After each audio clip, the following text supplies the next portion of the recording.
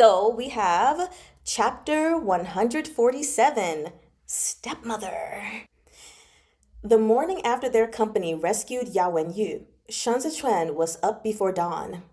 He draped a white, wide-sleeved outer robe over his shoulders to guard against the chill as he stood at the desk looking over Yao and Yu's prescription. His body was ravaged by poison. Teapot in hand, Qiao Tianya poured a cup for Shen Zichuan. It's astonishing he's still alive. Shen Zichuan picked up the teacup. Given Xue Zhuo's usual methods, he would have aimed to kill. His brows drew together. Is there no hope for his legs? No. Qiao Tianya put the lid on the pot. Shen Zichuan couldn't bring himself to drink the tea. He placed the untouched cup back on the table.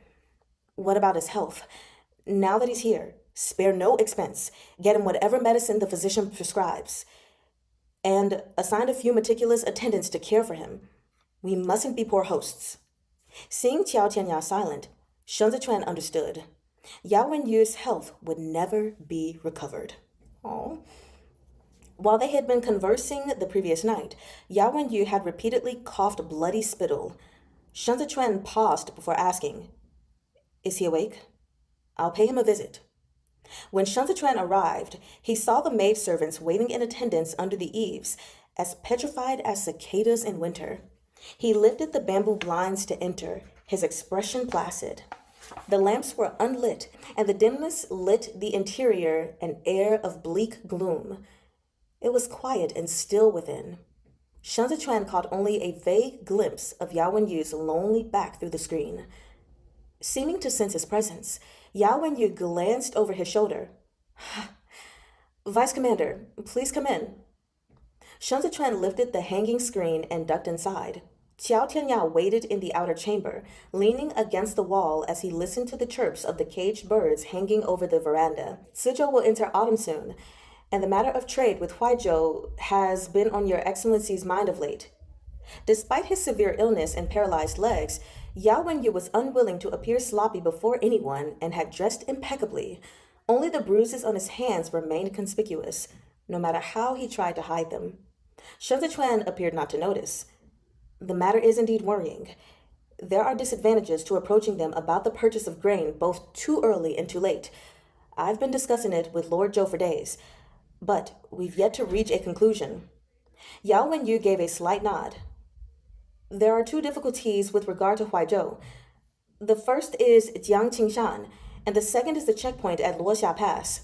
Without resolving both, it will be hard to establish a trade route between Sizhou, Chazhou, and Huaizhou.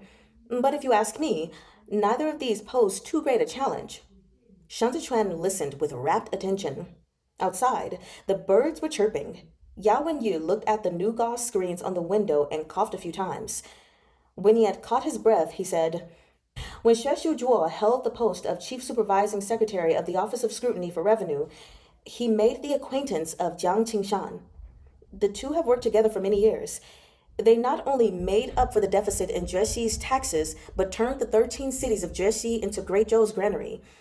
Only when Jiang Qingshan is in personal command in Juexi can he ensure the integrity of Juexi's governance and prevent another major incident like the case of Li Bei's tainted grain earlier this year. In other words, Jiang Qingshan must not leave Juexi. Xue Zhuo will no doubt transfer him back to his original post so he can continue to serve as Provincial Administration Commissioner. The Vice Commander needn't worry, he will be sent north to Huaizhou." During his years as Chief Supervising Secretary of the Office of Scrutiny for Revenue, Xue Zhuo had enacted many practical policies to help people in the outlying provinces. He was well acquainted with the political situation in all the various regions. This was why, during the reign of Xiande, he was able to work with Hailiang Yi to audit Hua Siqian's accounts. Likewise, although Yao Wenyu had never served in government, he had wandered the land all year long. Having observed every province for himself, he too was aware of political concerns across the empire. Despite their differences in identity and status, both men were more intimately acquainted with the plight of commoners than officials like Kong Qiu and Chen Yu, who resided in Chudu year-round. Well, yeah, that makes sense. Regarding Luoxia Pass, Yao Wenyu turned back to Shen Zichuan. Li Bei has broken free of Chudu's control. The garrison at Luoxia Pass is the predecessor of the Libei Armored Cavalry, and the troops stationed there are all former subordinates of the Prince of Libei, Xiao Fangshu. They have long been at odds with Chudu despite their appearance of unity. As it stands, Zhongbo's revival will be nothing but advantageous to Libei. Luoxia Pass should be all too eager to lend a helping hand. I doubt they'll deliberately obstruct you. Got it. So Luoxia Pass isn't as close with Chudu as we think, essentially. Yao Wenyu paused to cough again. Shen Zichuan handed him a cup of tea, and Yao Wenyu thanked him before continuing. If you want to deal with Huaizhou, it's yours. Mr. Cheng Feng and Lord Yu's presence will be enough. I believe the most crucial matter at hand is not the north, but Zhongbo itself. The eastern prefectures of Duanzhou and Duanzhou can be left for the moment, but Fanzhou must be secured with all haste. Shen Zichuan and Yao Wenyu conversed until noon, when Fei Sheng came to deliver Yao Wenyu's medicine. As Shen Zichuan stepped out, he looked around at the maidservants lined up under the eaves. He turned to Qiao Tianya. You haven't had much to do lately. Let Fei Sheng and Ding Tao stay with me, while you remain here and take care of Yuanjua. Fei Sheng had initially thought this task would fall to him. Qiao Tianya was Shen Zichuan's indispensable trusted subordinate, the leader of all his personal guards. He never expected Shen Zichuan to let go of him this easily for the sake of Yao Wenyu. But from another angle, this merely illustrated Yao Wenyu's importance. With Qiao Tianya keeping watch, no one would dare neglect Yao Wenyu's care. As for Shen Zichuan himself, he had a second layer of consideration. Yao Wenyu was a proud man. Although his legs were broken, he was still a distinguished young master of Chudu and refused to present a sorry sight to others. He hadn't called any of these maids to serve him this morning because he was unwilling to let them see him in his injured state. Fei Sheng was unsuited to care for him. His penchant for ingratiating himself with his superiors would be counterproductive here and make things awkward for all involved. In contrast, Qiao Tianya and Yao Wenyu shared a similar background. There were many things about Yao Wenyu only Qiao Tianya could truly understand. Qiao Tianya murmured his acknowledgement and stayed. Regardless of Yao Wenyu's pronouncements, any deal with Huaizhou would have to be discussed in detail with Zhou Gui. Shen Zichuan spent the next few days in the prefect's study. Given his acclaimed reputation, Zhou Gui's advisors all hoped to catch a glimpse of the famous Yao Wenyu, but Shen Zichuan declined all their visitation cards. The man had yet to recover from his injuries. Right, like, why y'all all trying to come over and see it? Let the man chill, okay? When Xiao Chuya received the letter informing him of Yao Wenyu's condition, he immediately turned to call Wu Ziyu. When the young general arrived, Xiao Chuya instructed him to send a military craftsman to Cizhou to design a custom four-wheeled vehicle for the scholar. A wheelchair! I don't know why that's exciting. Wu Ziyu had been with Xiao Chuya for a month. His troops had gradually bonded with the imperial army over their misfit status and now got along better with them than anyone else.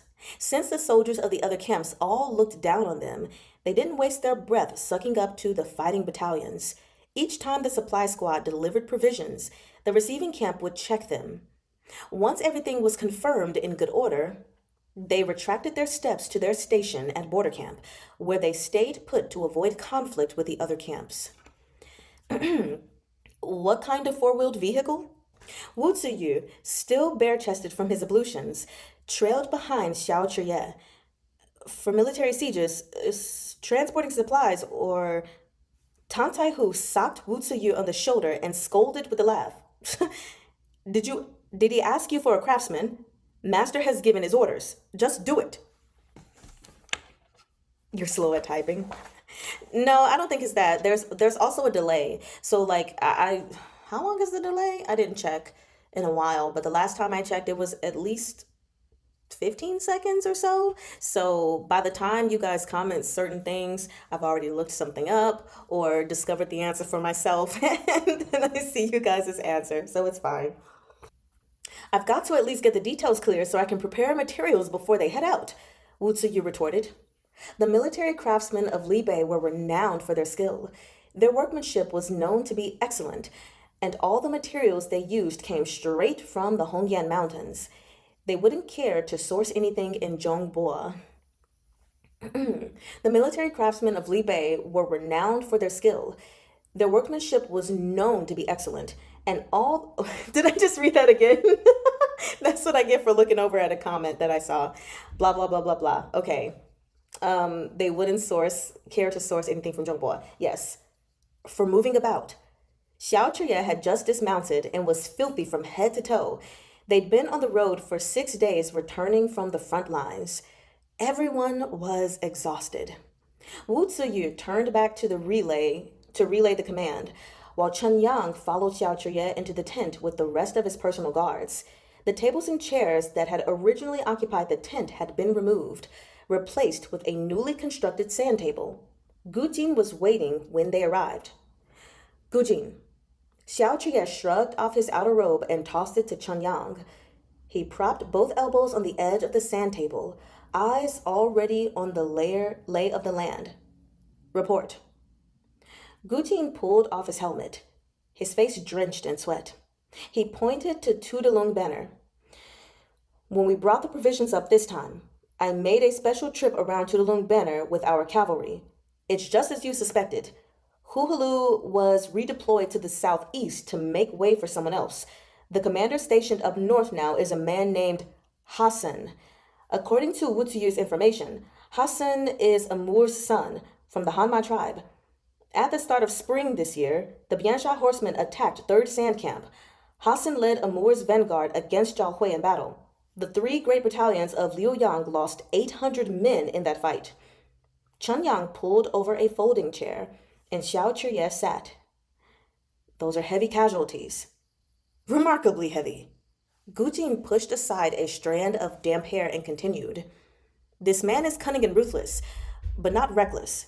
When the heir was badly injured and Amur had him surrounded on all sides, Zhao Hui rushed over to provide reinforcement, only to end up trapped by Hassan on the plains. The entire squad was thrown into chaos. That man is educated. Wu Ziyu, slipping on his coat as he entered the tent, spoke up from the back. In terms we would use, Hassan is Amur's lawful son. While Amur has over 10 sons, he only remembers a few of them. That's not funny. Of those, Hassan's mother is the most distinguished. She's known as the flower of the Hanma tribe. Amur's control over the Hanma is, in large part, due to her influence. The status of the sons depend on the status of his mother, and Hassan is the son who, by virtue of his mother's status, was raised at Amur's side and personally taught by the man himself. In the future, he will inherit Amur's title of Great Hero. I've only heard this and never seen it myself, but apparently he's well versed in the art of war. Even Huhalu was afraid of him. Why didn't you say so earlier? Tantai Hu stroked the scar on his face. If I'd known of his prowess, I would have stayed in Tudalung Banner and not returned. You'd just be serving your head on a platter. Wu Ziyu came to a stop beside the sand table. After a moment of hesitation, he added, His fighting style is actually pretty similar to our supreme commander's. Then he's also ill-suited to be stationed on garrison duty. Xiao Chuye set his thumb ring straight. I bet he likes to provoke others into attacking, right? The various generals didn't respond, silently musing that the second young master was rather self-aware. Isn't this something that I said about Xiao Chuye before, that he is very self-aware and socially aware? The man he's got some good emotional intelligence. Gu Jin coughed lightly. Hassan wasn't commanding the fight against Li Bei before this year. Until then, he'd mainly been stationed in the southeast, where he gave Qidong hell. Hassan was the one who injured Qi Shiyu and almost took his head off. It was him? Tantai Hu gasped. Then I've heard of this man too.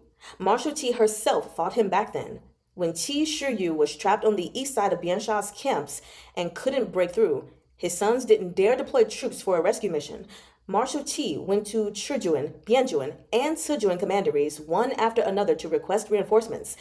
Sijuan vehemently refused, and it was the Lu clan of Bianjuan who stepped forward to solicit assistance from Suotian Pass. The Grand Marshal gathered these three forces into an army strong enough to venture into enemy territory and rescued her father. That battle had propelled Qi Juyin to fame. She had taken advantage of the direction of the wind and burned 10 li of the linked Biansha camp's provisions. It was this that earned her the epithet windstorm through the scorching plains. Windstorm through the scorching plains. But the battle had not been an easy one. In truth, the legend that followed omitted part of the story. Hassan had hunted Qi Juyin for thousands of li after she had rescued Qi Shiyu. The return path of the Qidong garrison troops had been paved with blood. Xiao Chuye's eyes brightened slightly. I see. In that case, I know him too.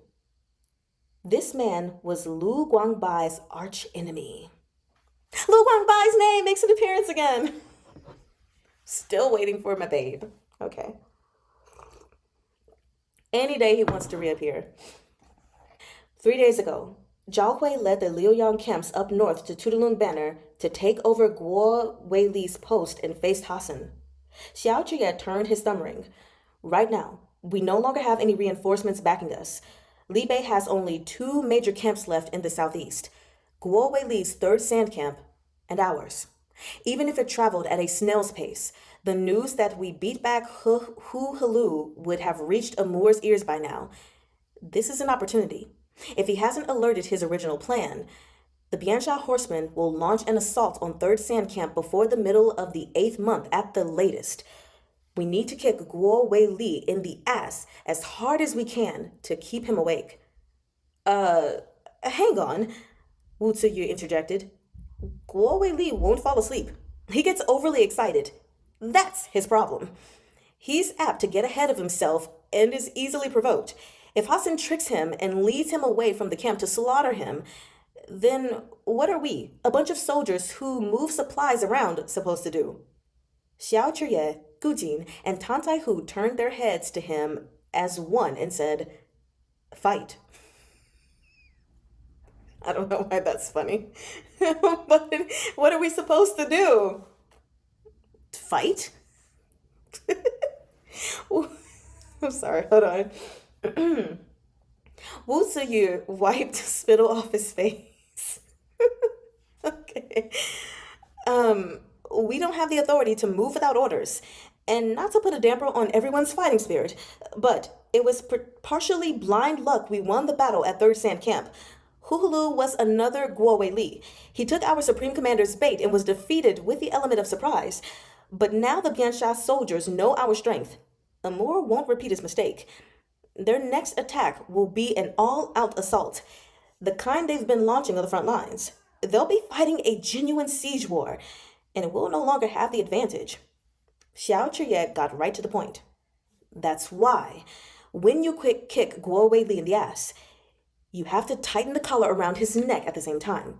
If he dies, it has to be because he was strangled to death. No one was willing to deal with Guo Weili. They had nearly come to blows during the handover at 3rd Sand Camp. Chen Yang and Tantai Hu still held a grudge over the incident with Hu Jin, and Guo Weili didn't give a damn about Xiao Chuye. But the fact was, it was dangerous to leave things like this. If the generals were not of one mind, accomplishing anything would be an uphill battle. Even if Xiao Chuye was a superhuman warrior, the strength of one man was meaningless in the face of thousands of soldiers and horses. What was more, their enemies weren't fools. The old vulture in command was smart as a whip. Tilting his head back, Xiao Chuye stared at the roof of the tent. So damn annoying.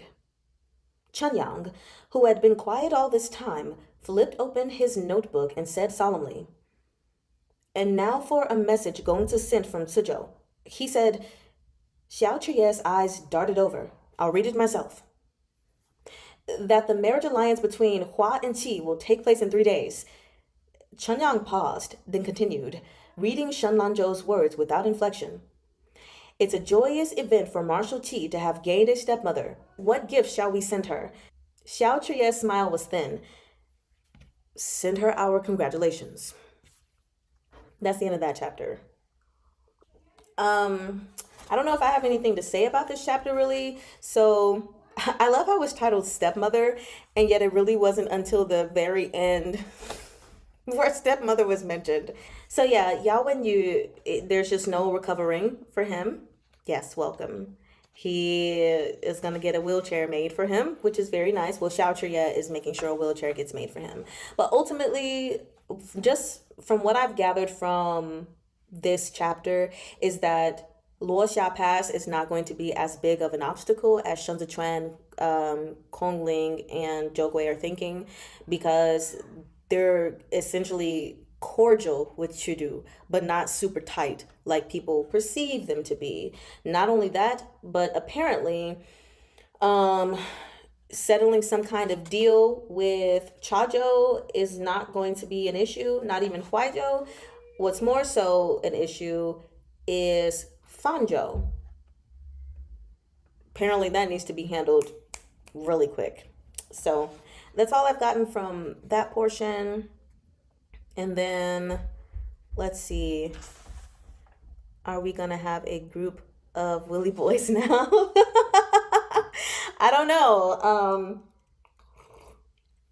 I love Luan Chung. I don't love Yao Wen Yu. He's new on the scene, so I mean he's existed of course, but now he's clearly going to be on the scene more. I just don't have enough to know if he's gonna be in my Willy Boys Club. Right now it's just Wan Chong. It's just the one lone wolf. Um, so then going to the next section, we have that, yeah, what was his name? Hu Halu was essentially a distraction, which is what Xiao Chuya had said before in the previous book, a distraction for Amur's son, Hassan, which I'm not even sure if that's how it's said, but that's how I'm going to pronounce it, okay? Um, for him to make an attack, specifically on apparently earlier in the battle in spring of this year, they attacked Third Sand Camp. Hassan led the vanguard to go fight Zhao Hui, and they lost 800 men. That is a lot of men, but he is good to cats. That's nice. Still doesn't mean I love him. I think all people should be good to their animals, but that's not something that just is like, oh my gosh, to me. I'm not even a cat person. I don't have a problem with cats, but I'm not a cat person. You said whenever I hear that guy's name, Hulugu from, yes, that's been an issue for me. Like when I'm reading, I'm like Hulugu. So like if I ever stumble on his name, just know it, yes, it's because my brain is like Hulagu? No, Hulu. Also sometimes I'm like, is it Hulu or Hulu? I'm like hula hoop. Let's just call him hula hoop. Okay? From for the rest of this, we're gonna call him hula hoop. Yeah.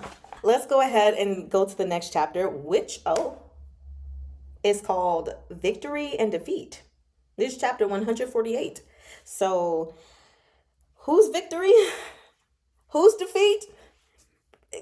In the war or some of the more political battles?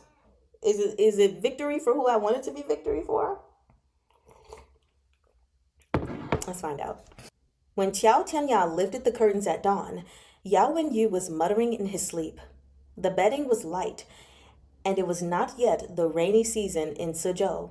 The windows were open, bamboo blinds swaying with the breeze. Yao Wenyu lay in the embrace of the wind, as if pillowed against the rain of spring. Still, the pain in his legs had made him sweat. Several months ago, the storm within the Imperial College had struck the court officials of common origins like a slap in the face. Kong Chu and Tang Yu had been first affected, but not even Yao Wen Yu had been spared. When the storm had blown over, Yao Wen Yu had remained under Kong Chu's protection and rarely appeared in public in Chudu. He had quietly visited Hailiang Yi's final resting place on Mount Bodhi every day until the one his carriage was ambushed. I feel like there's a word missing there. He visited Haliang Yi's final resting place on Mount Bodhi every day until the one his carriage was ambushed.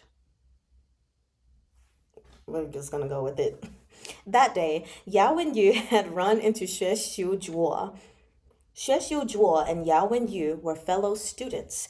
Even before studying under Hai Liangyi, they'd attended Mr. Chang Zong's school together.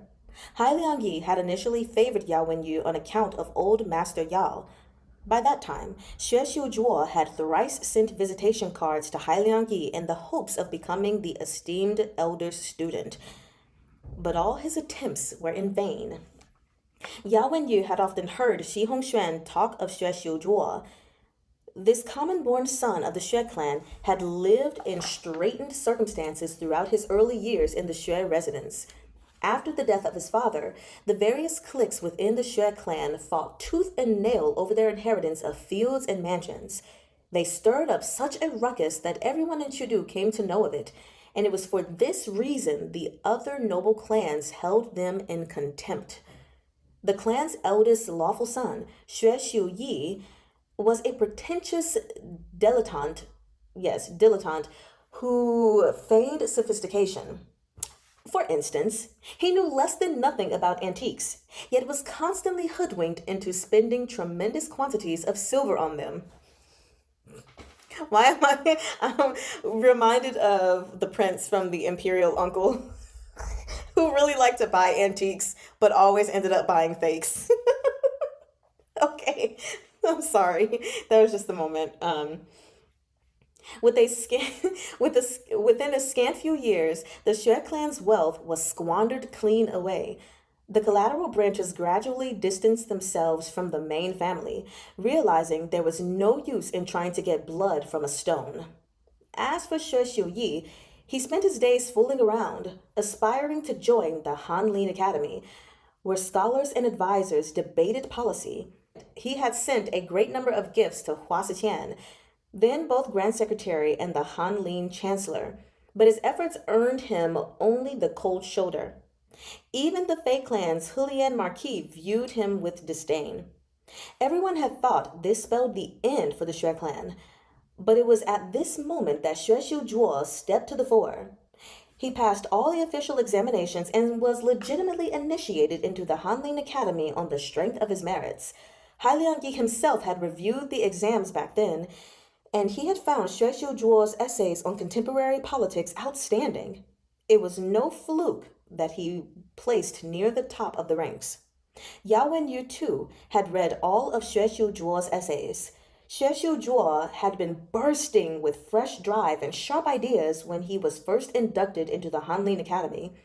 Some even saw the shadow of Qi Huilian in him. He repeatedly submitted memorials to the emperor advocating for resurveying fields outside the capital.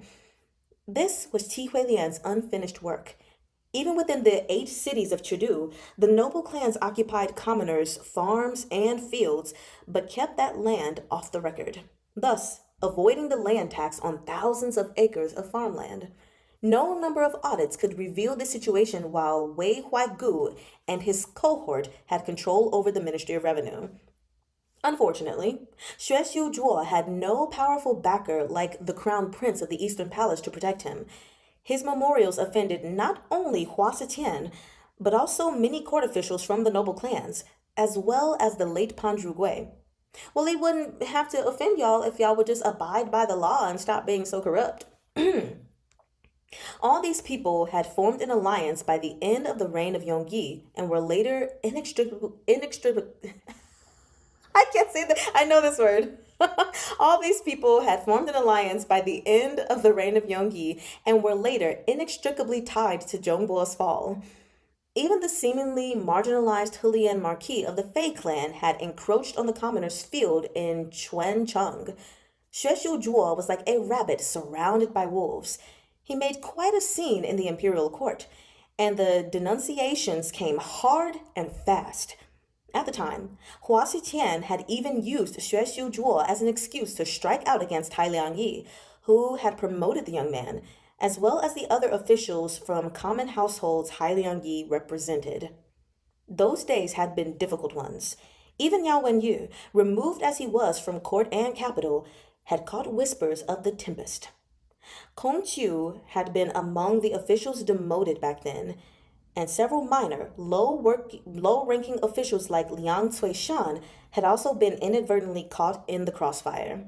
Haliang Yi managed to dodge the brunt of Hua Sichan's blows. He was shunted back into the position of the lowest-ranking deputy grand secretary of the Grand Secretariat and reduced his attendance in the imperial court for several years later. The officials from common households were forced into a state of hibernation yet again. Xue Xiujuo's promising career was nipped in the bud, and he was publicly admonished by Hua Siqian. He had only just entered the imperial court and barely taken his seat in the Hanlin Academy before he was demoted to the lowly position of scribe for the recording of state history. However, it had not been fear that motivated Hailiang Yi's concession back then. His strategic retreat was rather the beginning of the common officials' preparations to fight back. Hailiang Yi had been long concerned over the deficit in the state treasury. Instead of raising difficult questions within Chudu, those loyal to him began their investigation with the account books of the surrounding regions. For this task, Hailiang Yi nominated Xue Xiujuo, and indeed, it was at the behest of Hailiang Yi that Xue Xiujuo went on to become the chief supervising secretary of the Office of Scrutiny for Revenue. Xue Xiujuo did not disappoint him. After that flurry of denouncements, he had grown far more prudent. For 8 whole years, Xue Xiujuo remained the chief supervising secretary of the Office of Scrutiny for Revenue. Based solely on his evaluations during this period, he ought to have been promoted several times over. Hailiang Yi had deliberately held him back to be tempted and honed. Yao Wenyu understood Hailiang Yi's intent all too well. He felt this man must have truly been born to be an official. Not only did Xue Xiujuo harbor no resentment at this treatment, he did a spectacular job in his smaller role. He knew the local political situations in Jueshi and the 8 cities of Chudu like the back of his hand. Jiang Qingshan was no doubt the one to thank for the restoration of Jueshi's granaries to their former abundance, but neither could Xue Xiujuo's contributions be dismissed. On the other hand, Jiang Qingshan held Yao Wenyu in no high esteem. He had never read Yao Wenyu's essays. He and his consort were focused on practical action. To pragmatic officials like them, even if Yao Wenyu was a true genius, it was Xue Xiujuo who had their regard. Really quickly, I just want to say, going back where it says, Xue Xiujuo harbored no resentment at this treatment. That makes me suspicious. Does that make anyone else suspicious? Because what I have noticed is that any character who's not holding resentment is definitely holding resentment. And they turn out to be a complete psychopath. So, is this gonna be the case? Is Xue Xiujuo really like a complete psychopath? Is he the big boss for real? I'm just saying, that's a concern. He had no resentment for the treatment that he suffered right out of getting into the Hanlin Academy and getting into his position only to be knocked down like immediately and targeted and everything. You said yes. It makes me suspicious, right? Because this whole time I've been wondering who the big boss is, and at first I thought, okay, maybe there's someone still behind Xue Xiujuo. But I don't know now. Maybe he is. Maybe he's the king of the jungle. Maybe he is the one moving the black chess pieces. Only time will tell. Let's see. Oh, I'm over here. Xiao Chiye had once mused that Xue Xiujuo was more truly Hailiang Yi's student than Yao Wenyu was. I remember that. Xue Xiujuo, not Yao Wenyu, had fulfilled the wishes of Hailiang Yi and the officials from common households. His shocking testimonial at the Nanling hunting grounds had forced Hua Xiqian to revolt, saving years of painstaking effort by the common officials from going to waste. The Xianda emperor had passed away in short order, the empress dowager had been forced to retreat, and the Hua and Pan factions fell to pieces. The nation welcomed a young and healthy new emperor. But not for long. Alas, fate was against them. Li Tianheng was not cut out to sit on the throne. Well, we don't know that. He didn't start out cut out. He could have been if he was given the opportunity. He was just studying, he said. Still, before Han Liangyi's death, Yao Wenyu bore Xue Xiuzhuo no ill feeling. In his eyes, Xue Xiuzhuo was in a unique and tenuous position. He appeared to have abandoned the noble clans, yet he still had the support of Xi Hongxuan and the others. It was as if he walked a tightrope, and the pawns on either side were all expendable, including himself. It was raining when Yao Wenyu met Xue Xiuzhuo on Mount Bodi. They took shelter together in a thatched pavilion, where they settled down to play a game of Weiqi. Not a word was spoken between them during the game. Not a single glance exchanged. Well, that's awkward. They played for several hours, eventually ending in a draw. Before leaving, Xue Xiuzhuo opened his umbrella and looked back at Yao Wenyu. Will you sit for the spring imperial examinations this next year? Yao Wenyu collected the Weiqi pieces one by one. The court already has Xue Yanqing. What need is there for Yao Yuanzhuo? I ain't gonna lie, that's hard to say. Yuanzhuo. The yu twice. Yuanzhuo. Okay. There's a picture. Actually, I'm gonna show this now, because it was of the previous scene.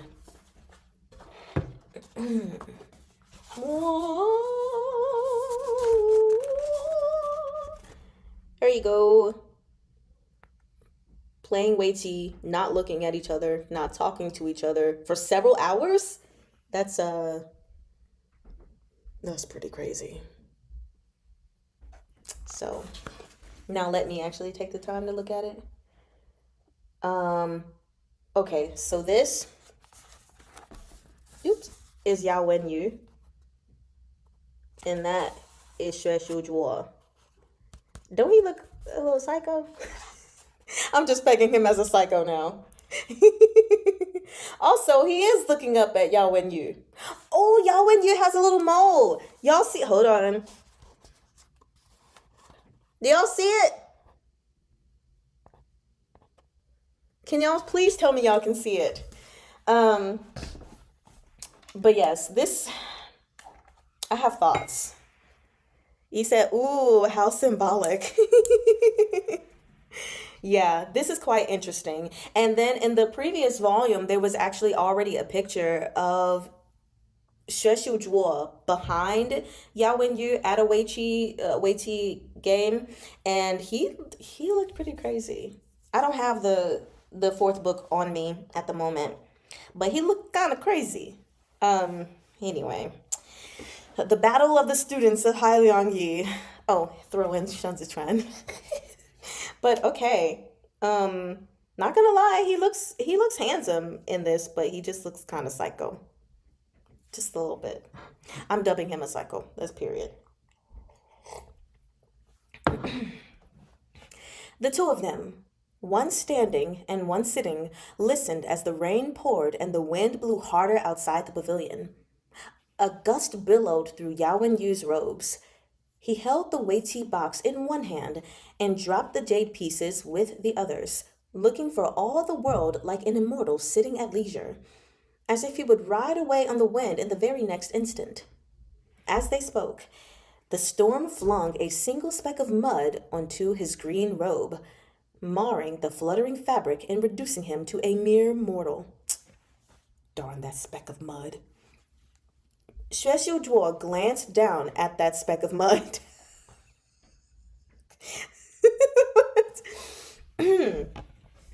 When teacher was seriously ill, Kong Chu paid him a visit.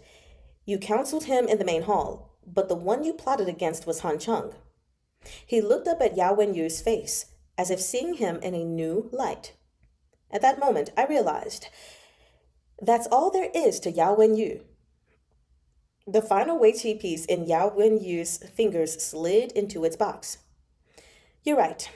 That's all there is to Yao Wenyu. A year ago, teacher thought opportunity had come knocking. With the Tianshan Emperor's support, those from common households could show the court what they were made of, but in the end, it was wishful thinking. Xue Xiujuo said calmly, the war between the two sides has raged for years, yet few of the issues that divide them have been resolved. 20 years ago, Qi Huilian proposed a survey of the local farm fields to prevent the noble clans from occupying the land and to restore the regular collection of field taxes. To date, this proposal has yet to be implemented. What has Great Zhou accomplished under teachers' venerated principles of stability? In the third year of Xiande, Juexi was struck by natural disaster, Yao Wenyu replied. The state treasury was empty, and Hua Xiqian was unwilling to provide aid to the 13 cities. Tens of thousands of commoners were left destitute and homeless. It was Jiang Qingshan who took it upon himself to unlock the granaries and risked his head taking on insurmountable debt. If not for the assistance of the moderates in Chudu, who audited the accounts and forced Hua Xiqian's hand, all the grain in Zhongbo would have streamed into the pockets of the noble clans. If saving one person is not considered an achievement, and neither is saving tens of thousands, then, in your opinion, how many must be saved to be considered an accomplishment?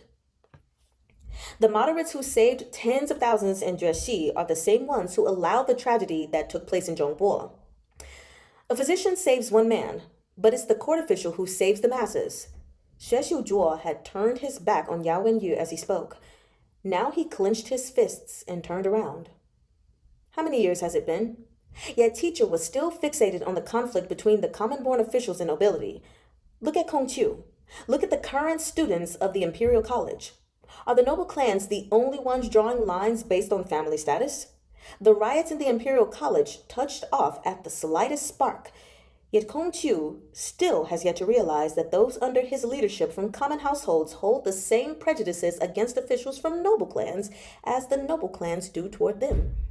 The moderates' gradual monopoly of the Imperial College runs entirely counter to your grandfather's original intent to revive the institution. So I think it's interesting, that he posed that, just saying like the same prejudices that the nobles have against the commoners are also dealing with their own prejudices toward the nobles. Like, y'all are doing this infighting, but really it's still not necessarily helping the grand scheme of things for just the common folk. It's the common officials versus the noble officials. Not just all the common people against the nobles, I guess. That's interesting. Yao Wenyu met his eyes. You plotted to murder the Tianshan Emperor and incite conflict between factions, which put the Grand Secretariat in a perilous position. You instigated Han Cheng to ambush Xiao Chiye and forced Li Bei to turn, giving the Empress Dowager the opportunity to consolidate military power in Qidong. You enabled her to exercise the authority of the Son of Heaven, then gave the Emperor's daughter a hand up to the throne. You calculated every step meticulously, drawing everyone into your web. Yao Wenyu rose to his feet, black and white pieces tumbling to the ground. You forced our teacher to his death. The clatter of weighty pieces falling mimicked the shattering storm, so sharp it could cut one to the quick. Rain pelted Xue Xiujuo's arm where it was exposed to the tempest. He met Yao Wenyu's gaze without the slightest flicker. They were students of the same school and the same teacher, educated under the same man's tutelage, guided by the same mentor, and concerned with the same blah blah. Go back. They were students of the same school and the same teacher, educated under the same man's tutelage, guided by the same mentor, and concerned with the same topics in their essays and examinations. Yet they had grown to be polar opposites. One day I will die, Xue Xiujuo said hoarsely. Whether I am forsaken or deserted by all, or bring ruin upon myself. I will walk this path to the end. Psycho! No, I'm kidding. Then you will not stop at nothing to kill others and yourself? Yao Wenyu released his grip on the last stone he held, letting it fall. You can't save all the people of the land. The restoration of Great Zhou is nigh. Xue Xiujuo took a step closer. The old school nobles have been purged. The leaders from common households have all suffered a setback, and the calamity that was the eunuch clique has been eradicated. With the Grand Secretariat, Empress Dowager, and Heir Apparent holding one another in check, the rising talents in the imperial court will surge to the fore. Great Zhou is about to have fresh blood coursing through their veins. Yao Wenyu, I die without fear. Even if I am remembered only in infamy, condemned by posterity, I will begrudge nothing. I've thrown myself into the flames ignited by teacher. I do it for myself. With this, Xue Xiujuo opened up his umbrella again and turned around to step into the rain.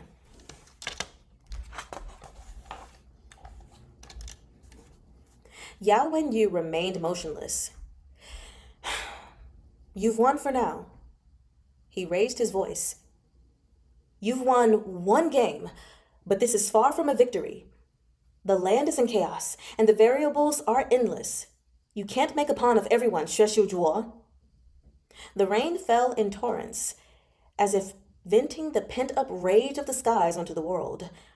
The green bamboo planted by Hailiangyi's grave snapped in the storm, and muddy water flowed down the slope, like a face smothered in bitter tears.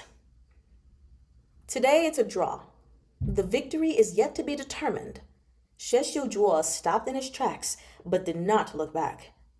But as you say, there's already a Xue Yanqing in this world. What need is there for Yao Yuanzhuo? You and I do not walk the same road. After tonight, our paths need not cross again. This game isn't finished, Yao Wenyu said. There is no such thing as a draw where I'm concerned. Xue Xiujuo's shoulders shook, as if in laughter. He looked back for the last time and pinned his gaze on Yao Wenyu. A curtain of rain fell between them. Suddenly, it seemed they had always been separated by a deep chasm, like the reflections of heaven and earth. They could never be fellow travelers. Yao Yuanzhuo and the always obstructed Xue Yanqing. From their lineage to Hailiangyi's choice of pupil, Xue Xiujuo had never once won. Yet at this moment, he was the picture of condescending pity. You've lost. The carriage raced down the mountain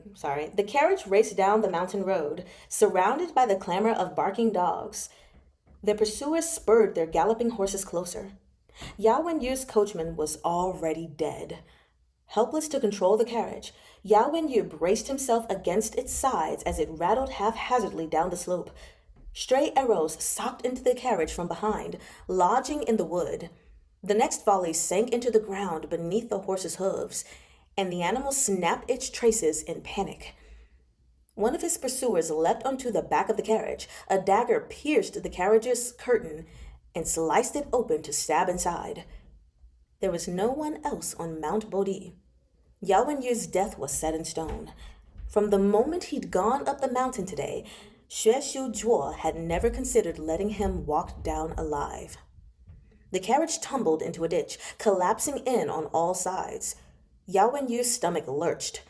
The horse, in desperate pain, struggled to right itself as Yao Wenyu freed the reins and mounted it. The vicious growls of the dogs panicked the horse, which fled on a lame leg. Clinging to the horse's neck without a saddle, Yao Wenyu was nearly swiped off by the branches whipping past amid the jolts and bumps. Yet the horse had only galloped for a moment before an arrow found one of its remaining good legs, and Yao Wenyu went flying. The chase had brought them to the foot of the mountain. The leader of the group was worried they'd miss their chance if Yao Wenyu kept running. He looped a rope around Yao Wenyu's ankles and dragged him over the ground toward their own carriage. The rain had subsided, but the sky had not yet fallen dark. To finish the job, they broke both Yao and Yu's legs with their scabbards and stuffed him into the carriage. No sooner had they bundled him in than the sound of hooves rose on the mountain road below. Realizing they'd soon have company, the leader yanked the carriage curtains down and barked, "Put your blades away." The new party arrived in a display of ostentatious extravagance. The escorts on both sides of the carriage were men from the 8 great battalions, whose numbers filled the narrow bridle path. The leader of the attackers signaled for their driver to pull the carriage to the side, and the group deferentially formed a line at the edge of the path to make way for the approaching party. Within the closed-up carriage, Yao Wenyu's mouth was gagged. His body spasmed with pain, but his mind remained clear. Back soaked with sweat, he knocked his forehead hard against the frame of the carriage. When the leader heard the knocking from inside, he glared at his subordinates. One promptly whipped the horse several times, bellowing at the poor animal to cover the sound. "Oh, why you gotta do that to the horse? The horse ain't do nothing." But the newcomers did not leave. The curtains of the carriage in the middle of the procession lifted to reveal Commandery Princess Zhao Yue. Her hair swept up in the fashion of a married woman. A fine furrow appeared between her brows. "Keep the noise down, please. There's an infant in the carriage." Yao Wenyu instantly recognized her voice. A muffled cry escaped his throat, and he slammed his forehead against the walls until it was bloody. Commandery Princess Zhao Yue looked sharply toward the carriage. "Is someone inside? Tell your master to come out and see me." By then, the leader had recognized her himself.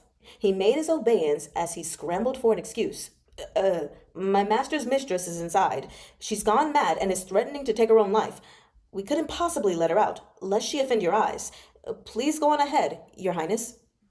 Commandery Princess Zhao Yue knit her slender willow brows. "This is the resting place of the Secretariat Elder. What nonsense! Men, lift the curtains of that carriage." At this, the leader changed tactics, whipping out his authority token, which bore the copper seal of the military. "We're on official business with warrants in hand, acting under the orders of the Ministry of Justice. Without the proper authority, no one may meddle in the affairs of the court at their whim, Your Highness. Even if your father, the Hulian Marquis himself, were here today, we wouldn't allow him to open the curtain." Since marrying into the Pan clan, the Commandery Princess had been living in Dancheng. After Hailiangyi's death, she followed her husband to the capital. She and her husband had initially arranged to visit the Yao Manor today, but upon arrival, the couple had learned Yao Wenyu had yet to return from his trip to the mountains. Zhao Yue knew Yao Wenyu's character. He would never miss an appointment without reason, and so climbed into her carriage to look for him herself. She could see at a glance that this group was up to no good. The leader felt certain there was nothing the Commandery Princess could do. No one from the Fei clan had any position of importance in court, and the Hulian Marquis and his family couldn't afford to go around rashly offending people. He sneered. "If your Highness refuses to go, we'll take our leave first." Yet before he could turn, the guards from the 8 great battalions gripped the hilts of their blades. A slender finger emerged from within the carriage and gently lifted the curtain, revealing a coil of hair adorned with flowers. The narrow-sleeved palace gown of a court lady flowed neatly down to pool on the floor of the carriage. The toes of an exquisite pair of satin shoes peeked out from the hem, while eastern pearls shone along the edge of the woman's collar. Her voice was soft and gentle. "If the Commandery Princess doesn't possess the authority, what about me?" The leader was still frozen in place when he heard a guard thunder. "The esteemed third lady is on board. Kneel!" Who in Chudu, besides the precious apple of the Empress Dowager's eye, would dare answer to the address of Third Lady Hua? Cold sweat sheened the man's brow as he sank to the ground and kowtowed. "I deserve 1,000 deaths for obstructing the third lady's way." That is the end of that chapter, by the way. So, wow. We have the history, I guess, knowing exactly how Yao Wenyu or Yao Yuanzhuo was injured. It was Sheshu, whose intent was fully to kill this man. Also, I don't have my things here to mark this picture. Oh well. But yeah, pretty intense conversation between the two of them, and it's I don't have anything to say. I really don't have anything to say about it. Oh gosh, it was just intense. That's all I can say. It was intense. Chapter 149. Third Lady Hua. It was dark in Chidu, and lanterns had been lit on both sides of the streets. Hua Xiangyi's carriage passed through the city gates and drove straight for the Pan Manor. She had told her attendants only that she'd be talking late in the night with Zhao Yue, then sent someone to the palace with the message that she would return later. Commandery Princess Zhao Yue's path to marriage had not been smooth. Her father, the Hulian Marquis, had initially set his mind on Yao Wenyu for her groom, then, after the Empress Dowager's intervention, turned his attention to Xiao Chiye. In the end, both prospects had fallen through. The Marquis had found this humiliating. Commandery Princess Zhao Yue was the lawful daughter of the Fei clan, yet she was no longer young. She had to be married without further delay. Around this time, it happened that Han Cheng came calling. The Hulian Marquis had leapt at his chance and betrothed her to a son of the Han clan. But this marriage, too, was doomed. His son, the young Marquis Fei Shi, was an idle loafer who was well aware that the young man from the Han clan was one too. In fact, he was even less competent than Han Cheng's younger brother, Han Jin. Fei Shi held him in contempt, finding him unworthy of his elder sister. He gathered some of his friends and made a scene in the pleasure quarter, scuttling any chances of reunion coming to fruition.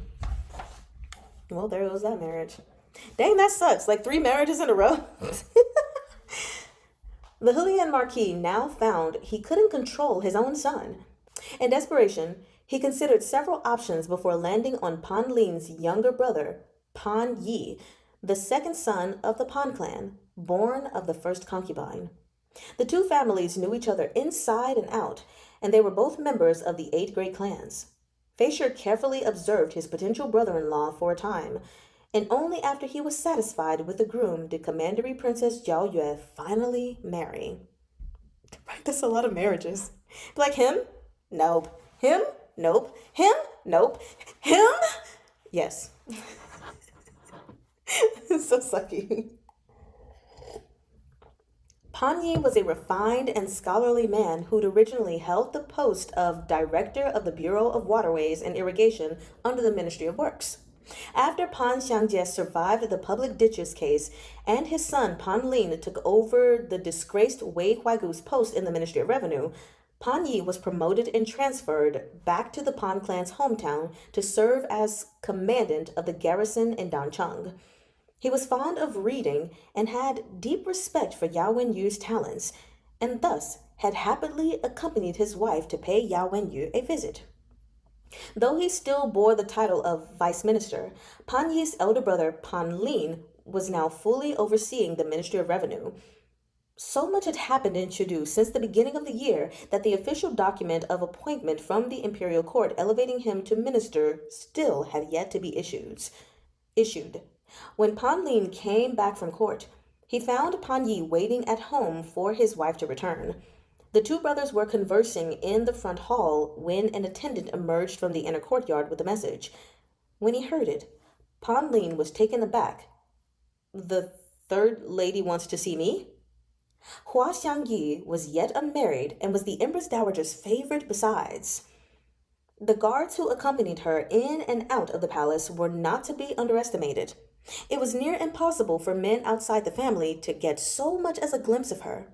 Even their father, Pan Xiangjie, had to await a summons if he hoped to see her.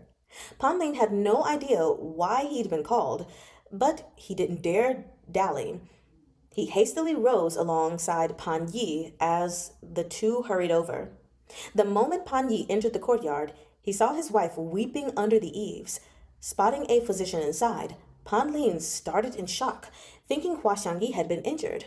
He rushed forward at once. Sister-in-law, what happened?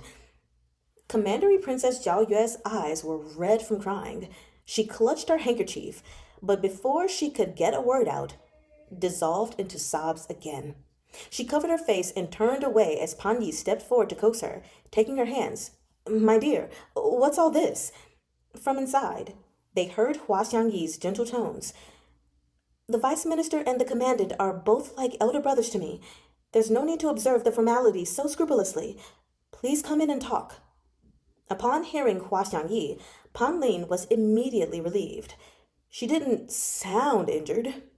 He hesitated a moment, exchanging a glance with his brother, then lifted the curtain and entered. A screen was set up inside, behind which Hua Xiangyi sat in the seat of honor, facing the door. Both men knelt and spoke in unison. These humble subjects pay their respects to the third lady. Honored brothers, please rise, she said. Through the beaded curtain on one side of the room, Pan Lin saw the physician kneeling at someone's side.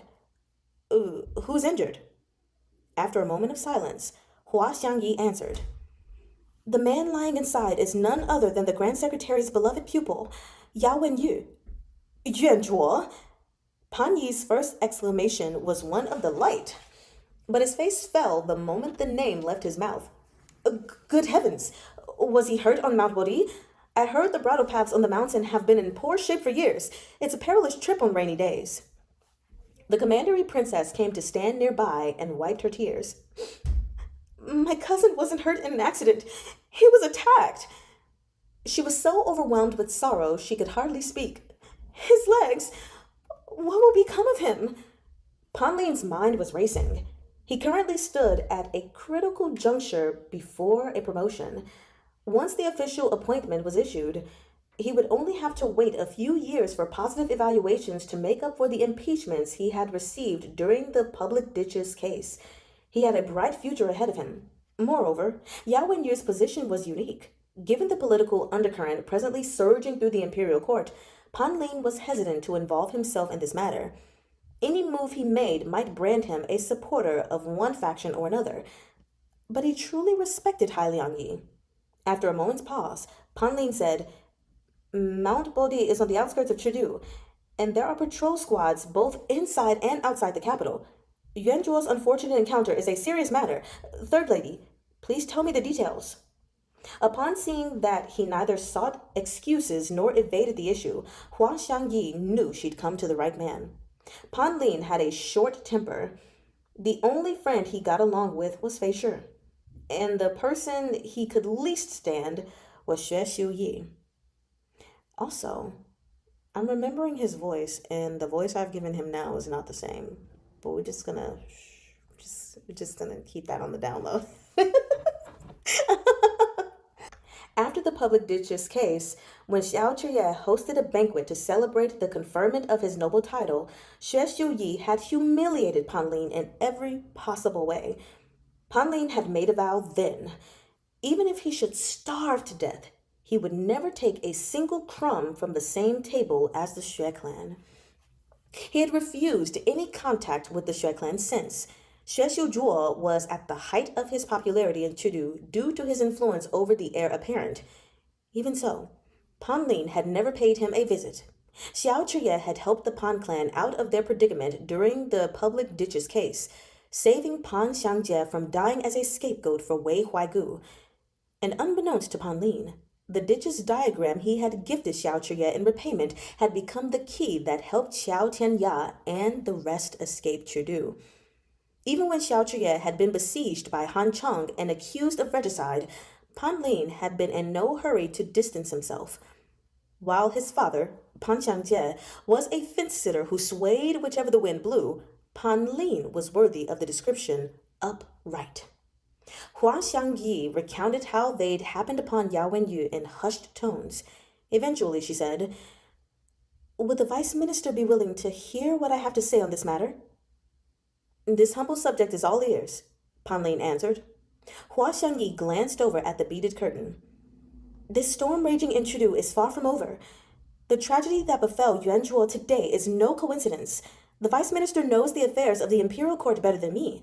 The Grand Secretary's fatal remonstration will be remembered as Great Zhou's greatest regret.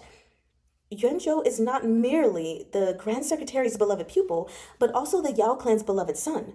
His reputation may be in tatters after the Imperial College riots, but his talents and knowledge persist, as does the integrity of his character. His resolve will only grow stronger after this tribulation.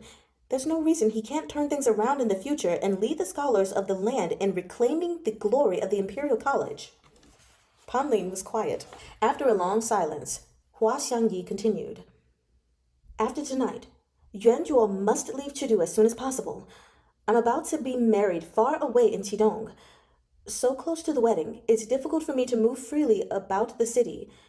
Even with my rank, I can't openly see him out of the capital.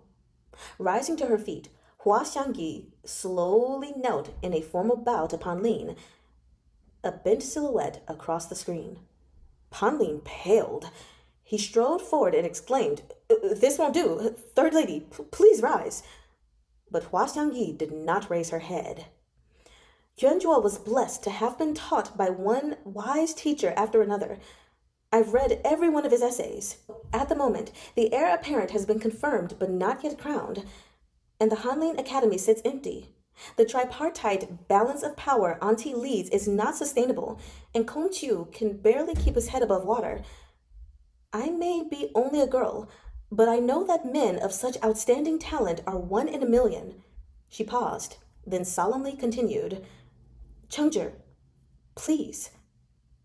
If it wasn't clear before, her use of his courtesy name now made it evident her plea came from the bottom of her heart. Pan Lin couldn't help feeling ashamed upon seeing how far Hua Xiangyi was willing to go to save Yao Wenyu. Third lady, please rise. I also respect and cherish Yuan Zhuo's talents. Of course helping him is the right thing to do. Tomorrow morning, Yuan Zhuo will follow my younger sister-in-law out of Chengdu and recuperate in Dancheng. After he recovers from his injuries, he can decide what he'd like to do. Remembering Hai Liang Yi, he went on, although the Grand Secretary didn't share our political views, I still esteemed him. How courageous and upstanding it was for a civil minister to remonstrate with his death. Even if only for the sake of the Grand Secretary's memory, I'd be willing to lend a hand. The perpetrator of this violence must already know Yuan Zhuo escaped death today, Hua Xiangyi replied. To be safe, I'd like to ask the vice minister to think of a way to keep his departure secret. I have a solution for that already, Pan Lin assured her. It's getting late. I must return to the palace. Hua Xiangyi stood and let the maidservant support her as she crossed to the beaded curtain and gazed in at Yao Wenyu, his face pale as a sheet. In the end, she said nothing but simply took her leave. 2 hours after Hai Liang Yi's departure, a corpse wrapped in a straw mat was carried through the back doors of the Pan Manor.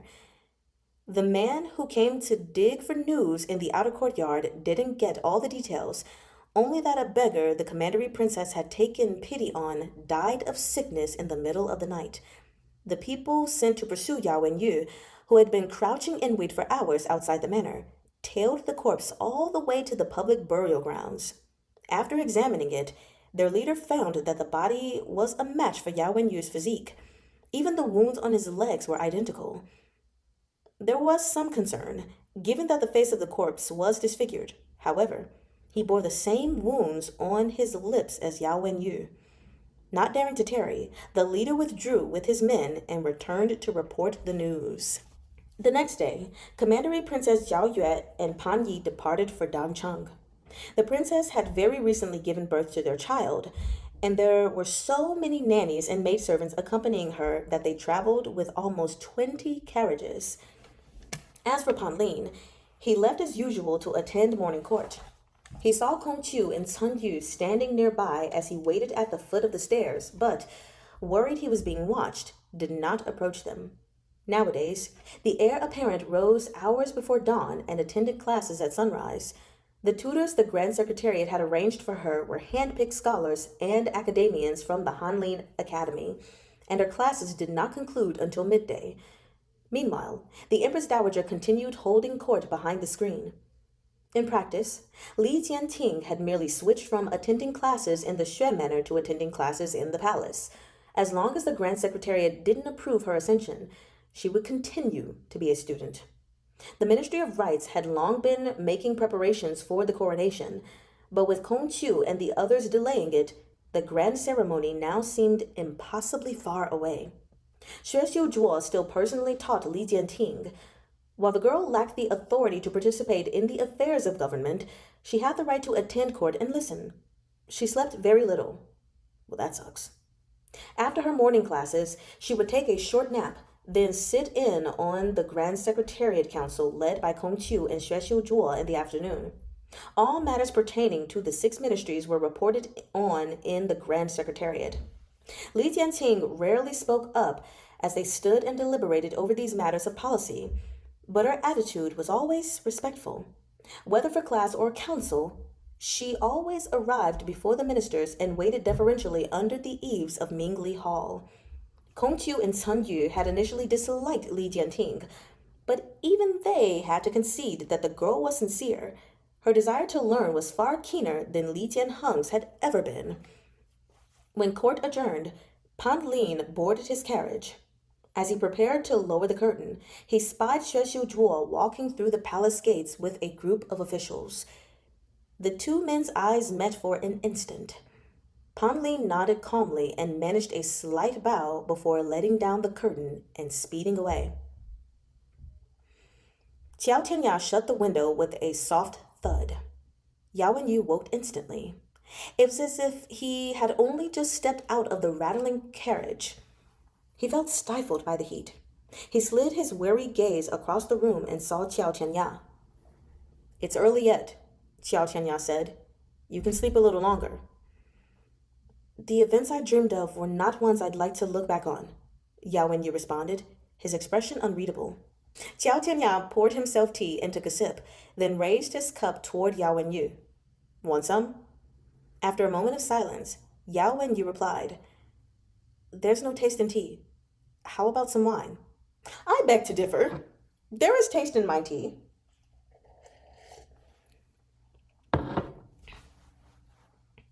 "You've yet to recover from your injuries. No wine." As Xiao Tianya spoke, he removed a flask of Shaojiu from his waist, shook it a few times, and twisted it open. "I'll drink for you. You can watch." When Xiao Tianya lowered the flask, Yao Wenyu commented, "Excellent wine." Xiao Tianya's unruly hair slipped down and covered his eyes. His stubble, which he'd allowed to grow out, had yet to be shaved clean. He stroked it and said, "It's worth but a few strings of copper coins, far from excellent. Once you're better, I'm willing to spend a hefty pile of silver to let you taste the good stuff." The corner of Yao Wenyu's lips lifted slightly. Leaning against the table, Qiao Tianya looked at him. "The military craftsman from Libei will arrive with your chair in a few days. We can go out and see the autumn scenery of Suzhou." He said, "Bruh, the tea statement." "I beg to differ." Right? "I do not concur." Yao Wenyu, taste my tea. I'm sure you'll see it has flavor, okay? Yao Wenyu's smile melted away in an instant. He looked out the window. The wind chimes were tinkling under the eaves. He was quiet for a very long time before saying, "May I trouble you to ask the vice commander to prepare a generous gift on my behalf for the wedding between Hua and Ti tomorrow? The third Lady Hua saved my life. Please thank her for me as well. Don't tell her anything else. Just let her know I'm fine." Qiao Tianya agreed that he would. Yao Wenyu let his gaze go distant. "You can play the qin now." When Shen Zichuan woke, he heard the faint sound of qin music from the courtyard. "Qiao Tianya is a man of hidden talents," Fei Sheng quipped. Shen Zichuan tilted his head. When the Qiao clan fell apart, all the delicate sensibilities he'd possessed as a young master vanished with it. He had a difficult time during his exile. He had to fight stray dogs for food and care for his elder sister-in-law at the same time. All he has left from the old days is that seven-string teen of his. He cleans and smooths it every day. It's his most prized possession. But he never plays for the entertainment of others.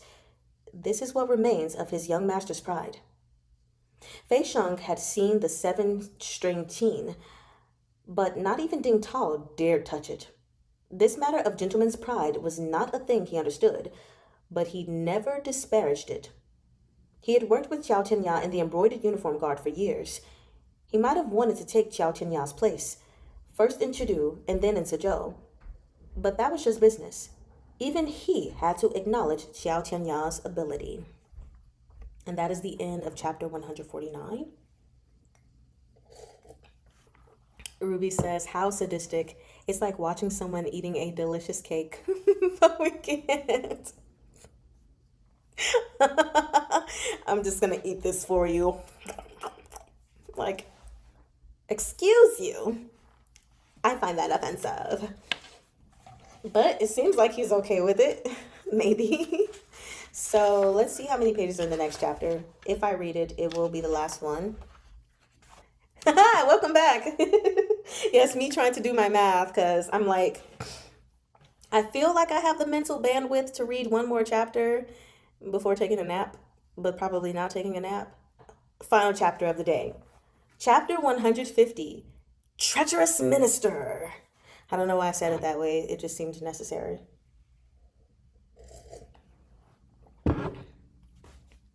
The death of the Qiantun Emperor was still very recent. Yes, thank you for the reminder. According to custom, the marriage between Hua and Qi ought to have been postponed while the nation mourned. But since Xiao Zhiye had rebelled and fled Chengdu, Chengdu had favors to ask of Qidong. The Empress Dowager and Grand Secretariat deliberated at length before eventually deciding Hua Xiangyi might be married in the 7th month, only slightly too soon for propriety. The Empress Dowager spared no expense for the nuptials. The dowry she prepared, packed into endless wagons and carriages, stretched far longer than the typical 10 li. The Ministry of Rites made all the arrangements in accordance with the wedding protocols for a princess. Han Cheng himself led the extensive ceremonial guard that sent her off, and the number of nurses and maidservants in her retinue was too many to count. Hua Xiangyi boarded the carriage. Just as it was about to depart, the Empress Dowager took one stumbling step after it, wishing to call out to her. But even now she was mindful of her dignity. She merely held onto Auntie Liu Shang's arm and murmured as the eastern pearls in her ears swayed. My darling.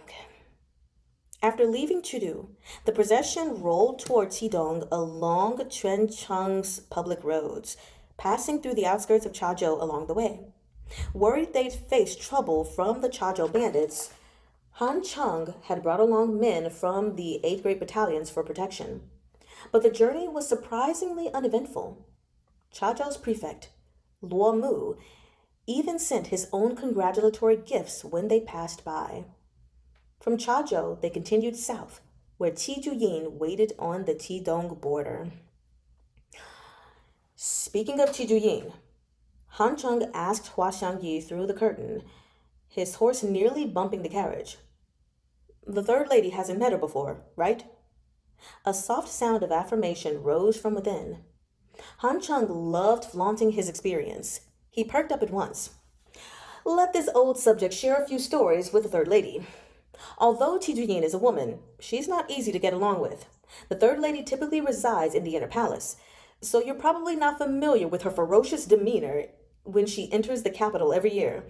The Ministry of Revenue was in a tight spot during the reign of Xiande, yet she dared command her soldiers to obstruct Minister Wei's sedan to ask for the military salaries of Qidong's troops. But the Ministry of Revenue genuinely had nothing to give her. After that, she sought out a bunch of ruffian loan sharks in Chengdu. She was seen hanging out with them in the streets. Do not badmouth her, sir. Sir, she's a difficult woman. She's a general. I don't like her. Hua Xiangyi had only ever seen Tang Jiu Qing through a screen. During that court official's feast, Among the all-male attendants of civil ministers and military generals, Qi Juyin had been a particular exception. She hadn't stood out much during her early years in Qidong. Before Qi Juyin handed over his commander seal, everyone had speculated over which of her brothers would take up his mantle. And after her expedition to rescue Qi Shiyu, Qi Juyin was first denied entry into the capital. Then the imperial court dragged the matter of her conferment on for several months on the grounds that her military achievements were not yet confirmed. Were yet to be confirmed. When that had been resolved, the Jade Dragon Terrace fiasco broke out just before the day of her conferment.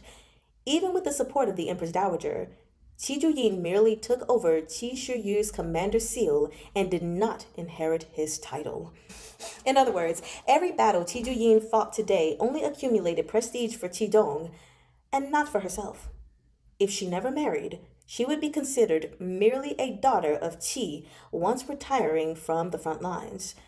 With no noble title to her name, conversely, her brothers would be set for life with both position and inheritance, as long as they begat sons as soon as possible. Just a big two. Okay. Y'all, that's to the officials. A big F you. Han Chung was still talking, but from Hua Xiangyi's silence, it seemed she had fallen asleep in the carriage. Gradually, Han Chung felt her disinterest and fell silent, a little embarrassed. As you should be. The wedding procession traveled until evening, when a streak of red, more vivid than the sunset, emerged on the horizon. Hooves thundered amid the billowing waves of heat, revealing ranks of light cavalry stretching far into the distance, all dressed in robes of red. The military flag of Qidong fluttered in the wind like a dragon soaring toward them. A storm of yellow sand swirled up and slapped Han Chung with a faceful of dust. Qi Juyin's deputy, Qi Wei, was the first to dismount, brandishing the flag as he called. Ready! The light cavalry behind him dismounted and went down on one knee in perfect synchrony, their armor clanging as they saluted and chorused. A most respectful welcome to the mistress. These two thunderous roars left the palace maids from Chudu so shaken their hearts were pattering. Even Han Chung's hand twitched toward his chest. Waving the dust out of his face, he frowned. Where's the marshal? The sound of hooves circled toward them. By the time they looked around, a rider in red already stood before the carriage. Sorry, y'all. The image just was thrown in my face. Before Han Chung could stop her, Qi Juyin extended the sheath of her blade and lifted the curtain, tilting her head to peer inside. Hua Xiangyi had yet to cover her head with the veil, wearing her bridal phoenix coronet of gold and jade. She stared at Qi Juyin in shock, her chest pounding, unsure of what Qi Juyin was going to do. Haha, Lady General got riz. Han Chung can wish. Where is she? She be here.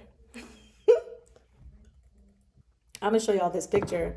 She really is in. Okay, 1 second. Let me just show y'all this picture.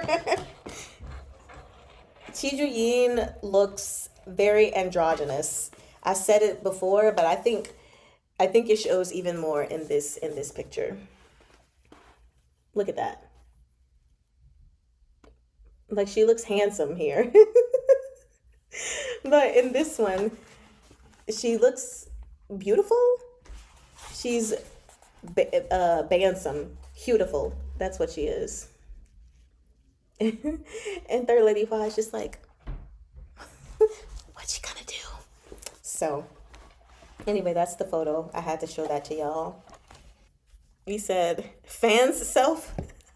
You think? Oh gosh, okay. Alrighty. So, Hua Xiangyi is really adorable. She looks so innocent. I don't trust it. But I don't not trust her either. Here, I'll fan you too. Did you get that air? Also the sound. Wake up, wake up, wake up, wake up, wake up, wake up, wake up. Let's continue. Enough fanning. I feel like they were the ones who should have been married to each other.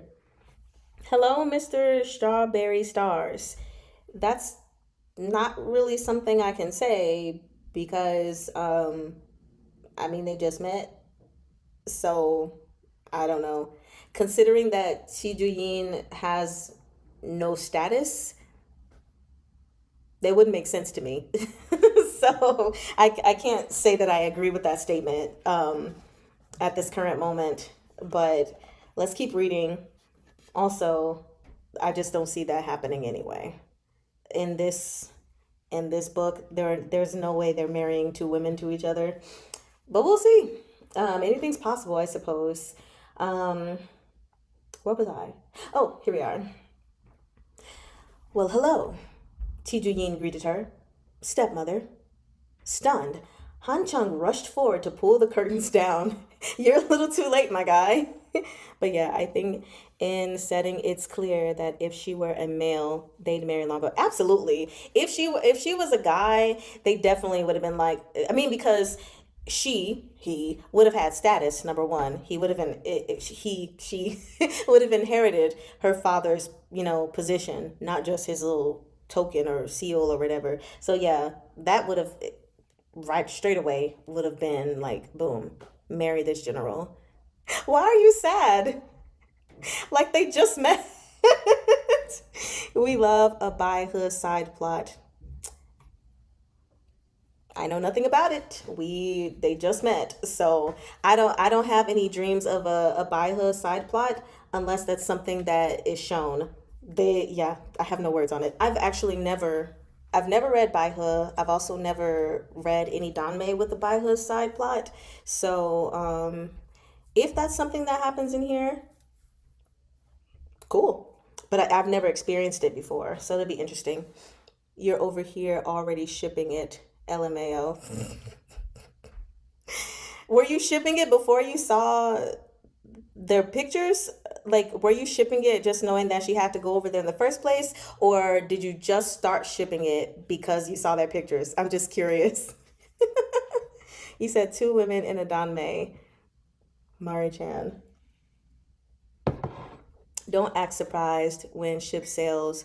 Moment they locked eyes. We'll see. I will say, I have heard rumors of it was a ship. That's what I think.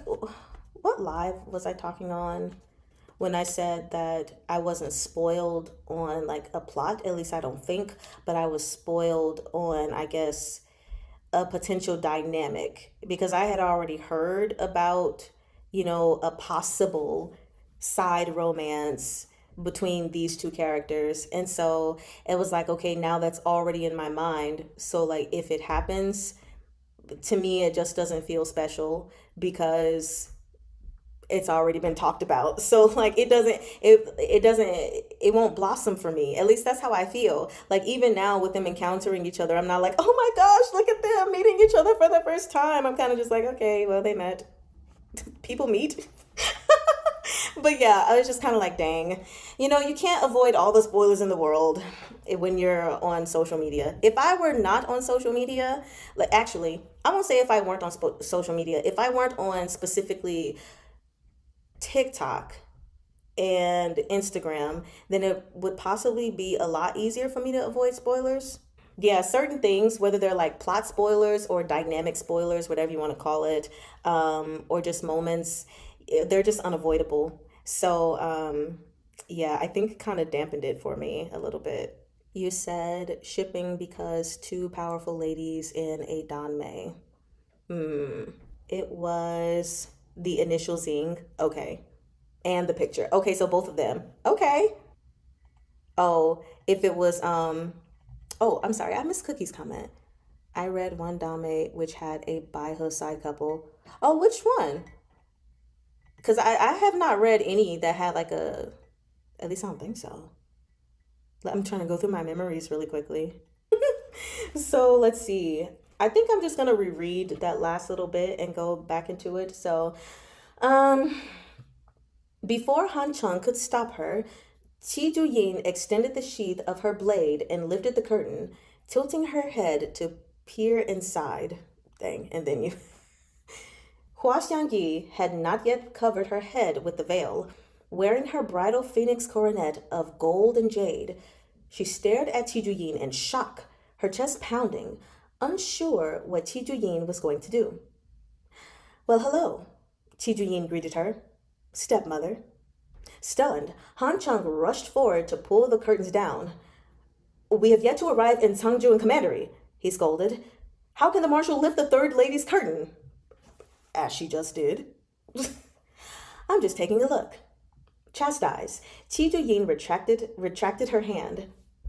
How many times did you rest on the way? You should have arrived yesterday. Han Chung led his horse after Qi Juyin's as he answered. It's a long journey, and it's hard to travel safely if we're in too much of a hurry. I thought the marshal would receive us at the southern border of Chazhou, but we didn't see you there. I've only just rushed back from Bianjun. I didn't have much time to spare. Qi Juyin turned back to Han Chung. Why are you getting off your horse? Han Chung looked around. The sun's setting. We should...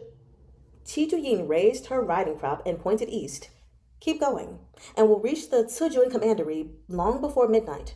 There's a wider road in Cijuan, so the journey will be a tad smoother. Come on, back on your horse.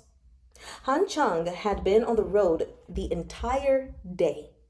He was exhausted, but before he could retort, Qi Juyin had spurred her horse on and left him in the dust. Wei Ti mounted and led his light cavalry to surround the ceremonial procession, then gestured Han Chung politely ahead. Chief Commander, after you. Also, I need to sticky this beautiful picture of these beautiful ladies. The Danmei in Rec Channel, well, I haven't seen. After being married to the evil Star General. Oh no, I did see that. It's not explicitly mentioned in the novel, but it's clear they are a couple. Ah, okay. No! Once it is over, I have no excuses to distract for editing. Oh, I'm sorry, sweetie. I can't read a fifth chapter. I told y'all how my day started, so I won't be able to read a fifth chapter unless you want it riddled with all the mistakes. Okay, it's going to be riddled with so many mistakes if I read another chapter. I'm so sorry. You burnt your eggs? I hope it's not because you were looking at the photo. Hope it wasn't because you were talking about this little side relationship that you burnt them. Though Han Chung's position was prestigious enough in Chengdu, he had no authority over the affairs of the Ministry of War or the Ministry of Revenue. The embroidered uniformed guard could throw their weight around in the capital, but they posed no threat to Qi Juyin. She was the Grand Marshal of the 5 commanderies of Qidong. This was her domain, and Han Chung had no say here. Besides, even the Empress Dowager had to rely on the Qidong garrison troops now. Han Chung was seething, but he couldn't let it show. You just love it when we have side characters on the cover. I love it when we have side characters on the cover if I care about those side characters. So, like, really quick segue. For Arha, I did not care for us to have a cover with Nangon's Song Chiltong, whatever that butterfly bone beauty feast lady majigger thinger name was. And why is Yegong's name escaping me? Like, I didn't care to see them on the cover. I mean, it was beautiful though. I wasn't upset with the cover, but it was just kind of like, okay. But yeah, so I guess like if this, I don't know, it would be interesting. I like Qi Juyin. I would like to hear more about her. So, but yeah, sometimes people ship things because certain characters would be aesthetically appealing together. Yeah, people have all kinds of reasons for shipping people.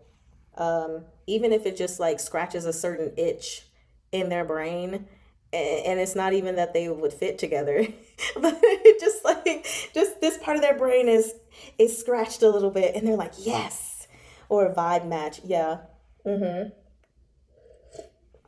Um. So anyway, that's enough of me talking about ships. Otherwise, I feel like I'll never get through this chapter. Oh wait, I don't have as many pages left as I thought. Vibe matches are very common, right? Yeah. Um. Speaking of vibe, I'm getting distracted. I just have to say this really quickly. My husband and I were just riding around the city together, and we were watching on YouTube this show where they do like matches. So they have like a whole lineup of guys or a whole lineup of girls. And then one at a time, they'll have the opposite sex come out. And like all of the people lined up have balloons that they can pop for disinterest, as well as the main person who's answering questions and stuff to pop their balloons. And so this guy came out, and this one girl popped her balloon, and so they went over to her and was like, okay, so why did you pop your balloon? And she was like, I mean, I'm a lot. I'm just, as a person, I'm very energetic, and I just am a lot. And he's not matching that energy. You seem very like laid back and everything, and I just need someone who can match my energy. And I was I was being silly, but I was like, okay, this girl clearly doesn't read books. Because that is like the biggest trope ever, to have the really cool and aloof person who's just very laid back or very strict or something, and then they have like this person, this goofball, and it's such a major trope because it is so real. Like, not like books aren't always grabbing at straws from imagination. This is a real thing in real life where opposites attract. I was like, you want both of y'all to be super goofy and silly and extra energizer bunnies all the time? That's gonna be exhausting. I was like, dang, alrighty. I was like, hopefully you're not super full of yourself, because if that person is a lot and they get more attention, then that could also cause problems because they're stealing your shine. But I was just like, I was like, what are we doing? You don't read books. You don't watch TV. Like, this is a pretty standard trope, because it's a pretty standard real life trope. I just thought it was funny. And I had to share that with y'all because I was like, huh? Or they'd hypothetically have a cool dynamic. Yeah, I feel the Lady General exists because author has a brother and patriarchal parents. I feel that character is a rant. Possibly. Ooh, your grape is delish. I'm glad you're enjoying grapes. I am out of grapes, but either way, I was not going to be eating them while reading. That seems like a bad idea. Um, Also, they are reserved for me specifically for when I'm reading Salted Fish. So we're already in volume 5. I don't have a QJJ snack. But now I'm like, should I? But nah, I don't need a snack, because usually we're just doing live readings for this, and I don't need to snack. For real, I just need to eat, and then I need to drink my tea to preserve my voice. Stoic and gremlin, exactly. Yes, the extrovert that adopted an introvert dynamic. Yes. Although I will say both my husband and I are introverts, but I'm very good at peopling. I just don't want to people. The salted fish grapes TM. It's trademarked, baby. I'm gonna make a shirt with the salt and a fish emoji. Yes.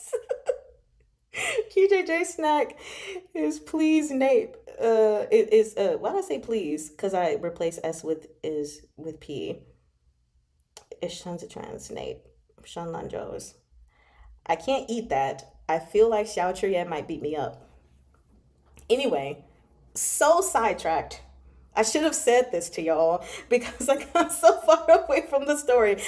So this is Tidong's domain, Tiju Ying's domain. Han Cheng can't do anything, and the Empress Dowager has to rely on the garrison troops now. Han Chung was seething, but he couldn't let it show. He smiled at Qi Wei, then hauled himself back on his horse to continue their journey. In the carriage, Hua Xiangyi had returned to her senses, her heart still racing from that stunning sight. It was a stunning sight. Very handsomely looking lady, honestly. The carriage curtain swayed, and she tilted her head to look through the slim gap, catching a glimpse of Qi Yin's back as she rode ahead. Qi Yin was tall and slender. She must have put in special efforts to dress up today. Since she was riding, she wore her hair in a neat tail instead of piled high atop her head, as was the common style in Chudu. But she still looked very fine. Without the adornment of pins and precious pearls, she appeared clean and tidy. She was pretty. Hua Xiangyi continued to study her until Qi Yin abruptly turned and looked back at her. Whoa! Gotta hurry and look away! Xiao Zhiye had said to send only his congratulations, but he still instructed someone to prepare a gift. Xiao Jiming prepared one as well. They had a good relationship with Qidong. Even if the situation was delicate at the moment, the sentiment remained, most especially their friendship with Qi Yin. The wedding between Hua and Qi was the Empress Dowager's declaration of temporary victory in the tussle for power in Chudu. The Grand Secretariat would have to stabilize the heir apparent before they could continue to contend for dominance. At this moment, Xuexiu Zhuo made a wise decision. He submitted a memorial to the Grand Secretariat and requested Jiang Qingshan be transferred back to Jueshi, thereby securing Chudu's supply of grain. Yao Wenyu sat in his new wheelchair and let Xiao Tianya push him out the door. The weather in Suzhou had been poor lately, and with autumn rain around the corner, the scenery on the city outskirts grew ever more bleak and desolate.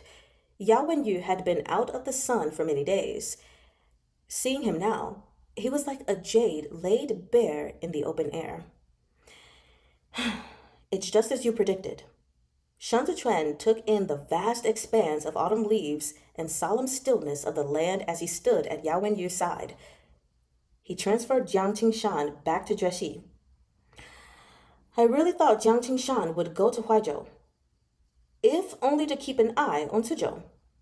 Zhou Gui, having ridden a horse today, was wearing a narrow-sleeved jacket and pants conducive to riding. He wiped sweat from his brow and said, Luoxia Pass is close to the city of Quancheng, the hometown of the Xue clan. It makes sense for him to worry. I didn't think he'd be willing to send Jiang Qingshan back to Jueshi. I just need to know who's talking. Yao Wenyu adjusted his sleeve, into which he tucked his kitten. Meow. It's a reasonable concern. Objectively, stationing Jiang Qingshan in Huaizhou would be most advantageous to Xuexiu Zhuo and his Xue clan. Shan Zichuan's boots crunched across the fallen leaves, then stilled. He stood, lost in thought. If Jiang Qingshan was transferred to the prefecture of Huaizhou, he could accomplish two things. Firstly, he could obstruct any trade route between Huaizhou, Suzhou, and Chazhou from taking shape. Secondly, he could both ensure the safety of Quancheng and join them in putting pressure on Luoxia Pass and, by extension, Libei. If such tactics had occurred to Shan Zichuan, they had certainly occurred to Xuexiu Zhuo as well. Yet Xuexiu Zhuo had sacrificed the welfare of Quancheng and chosen Jueshi, just as Yao Wenyu had prophesied. Xuexiu Zhuo put Jiang Qingshan back in his old place on the board. Shan Zichuan's mouth thinned in a grim line. This is what makes him tough to deal with. This maneuver meant not only that Xuexiu Zhuo would attempt to restrict Libei and Zhongbo's development by keeping a chokehold on the supply of grain from Jueshi, but also that he didn't give a damn about the gains and losses of the Xue clan. He harbored no selfish desires, which set him apart from the likes of Hua Siqian and Wei Huaigu. What he sought was more complex than benefits for one party or another. Jiang Qingshan's methods are pitiless and harsh, Yao Wenyu offered. He's an effective local governor. The impression people have of him in Chengdu is that he's exacting down to the smallest detail, but in truth, it's quite the opposite. Jueshi has 13 cities, with 2 prefectures and 2 ports. It's the granary of Great Zhou in both name and reality. The Shi clan's businesses have boomed there. Even the waterways of the Hua clan in Dicheng pass through Jueshi. If the vice commander had been to Jueshi before, you'd understand that Jueshi's prosperity did not happen by chance. Yao Wenyu stroked his cat. Jiang Qingshang is an extraordinarily broad-minded individual who puts people to use regardless of family status or social standing. He never shirks his responsibility regarding major matters of governance, but he knows not to waste his time on minor issues. He never lets go of what he ought to hold fast to, and he never misjudges what he should let slip through his fingers.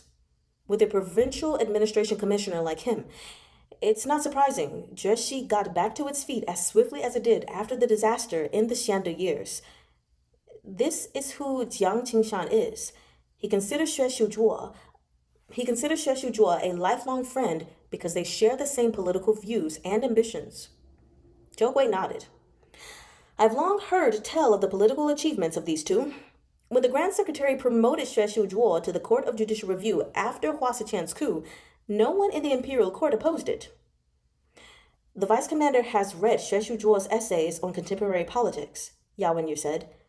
Does my lord remember the Grand Mentor's wish? Shan Zichuan knew this by heart. He had inherited Qi Huilian's knowledge and understood precisely what his teacher had hoped to accomplish back then. After a moment of silence, he said, to register every household of Great Zhou uniformly under the throne, to map and justly administer every acre of farmland, to consolidate taxes for the ease of the people, and to achieve a balance of treasury to serve the nation. Yao Wenyu looked out at the mountains in the distance. That is exactly what Xue Zhuo wishes to accomplish as well. In this, he and my teacher were both striving to the same end. Teacher had the support of Kongqiu, Cengyu, and the officials of common households, while Xue Zhuo has the support of the industrious pragmatists, with Jiang Qingshan at the helm. He is not without supporters. But the question was, could anyone in the current Zhou Empire truly achieve such a thing? Even the yellow register system was something that had taken Qi Huilian many years to implement across the empire. Why had the Eastern Palace been framed for rebellion? Because the next step after the full-scale implementation of this census was the survey of farmlands. Misappropriation of commoners' fields was rampant in the 8 cities of Chengdu. If such a policy was implemented, the noble clans would not only have to return the commoners' fields and accept their punishment according to the law, they would have to belatedly pay the land and field taxes they owed. Eliminating the crown prince was the surest way to prevent this. Oh, so in order to avoid the consequences of their actions, yes, kill the crown prince so that he does not hold them accountable. Okay, let me see some comments here. Or just Adwal's aesthetic in general. Oh, I didn't miss anything. Okay. Similarly, Han Liangyi had taught Li Jianheng the way he did in hopes of treating the problem at its source, cutting down to the bone to scrape away the infection. He had wanted Li Jianheng to keep a tight hold over the Grand Secretariat and wield his authority to overhaul the system from the top down.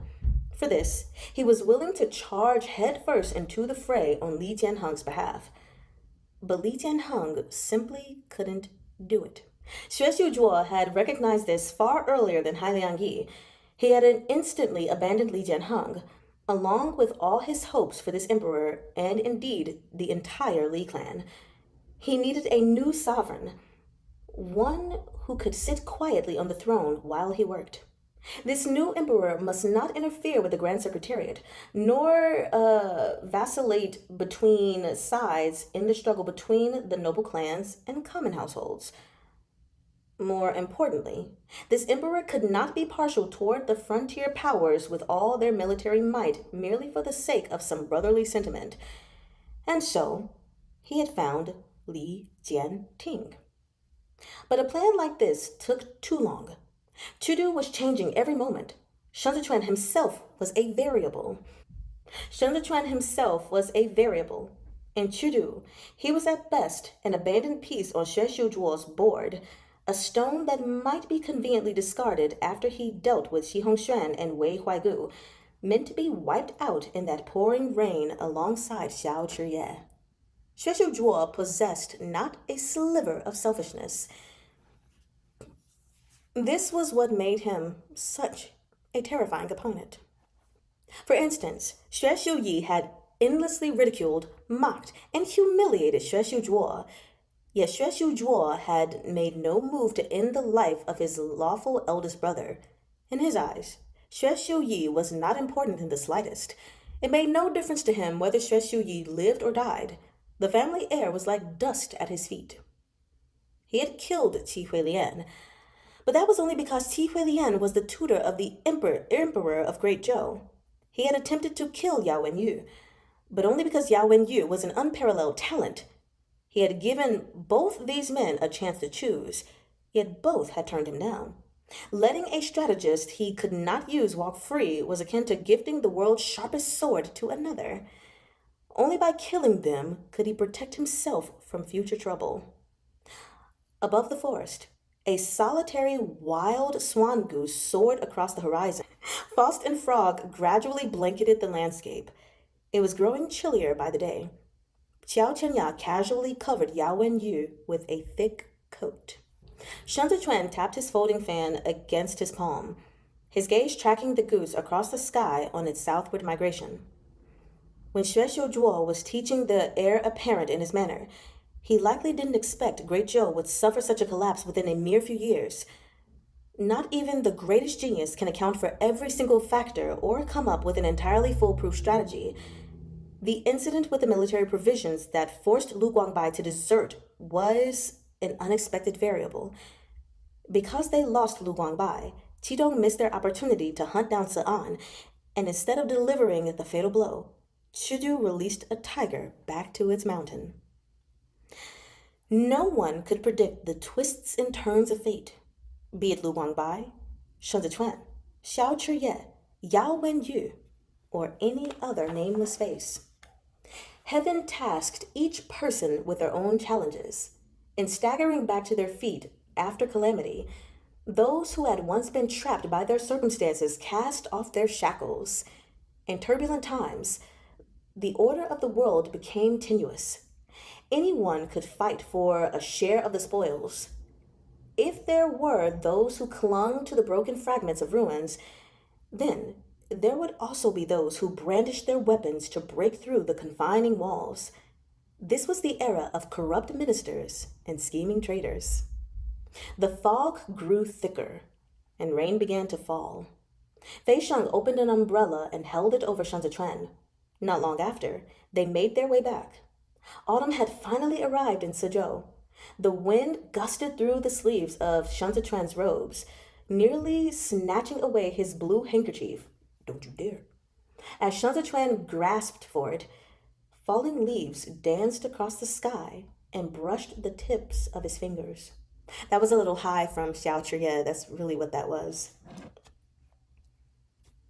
Withered yellow leaves danced upward in the wind, where the rain pelted them back to scuttle at Xiao Chiye's feet. Gujin reined his horse in, waving a small flag as he shouted, "Master, the bridle path ahead has collapsed. We're trapped." As Xiao Chiye mounted Snowcrest, Wu Ziyu spurred his horse forward from behind and raised his voice to be heard through the rain. "Zhao Hui's troops have yet to arrive, and Tudalung Banner is 10 li from here. Hassan's cavalry is nearby. The grain wagons are too heavy." Tan Taihu wiped rainwater from his face. "Unless we abandon the provisions and take a detour, Hassan's cavalry is bound to find us tonight." "The front lines need these supplies," Chen Yang said.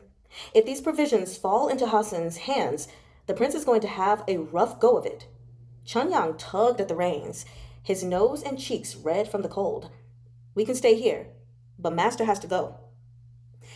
They had received orders a few days ago to take a roundabout route from the homeland up to the north, taking the road past base camp first to provide supplies to Zhao Hui, then continuing on toward the front lines to replenish Xiao Fengshu's supplies. They'd been told Jiao Hui's 3 great battalions would receive them when they arrived at base camp, but Jiao Hui had not appeared. Meng couldn't carry out reconnaissance in the rainstorm. Without him, it was as though Xiao Chiye had been blindfolded. Xiao Chiye's eyes were unnaturally calm as he let the raindrops trickle down his cheeks. "Turn around," he commanded. "We're going to Tudalung Banner." And that is a great stopping point.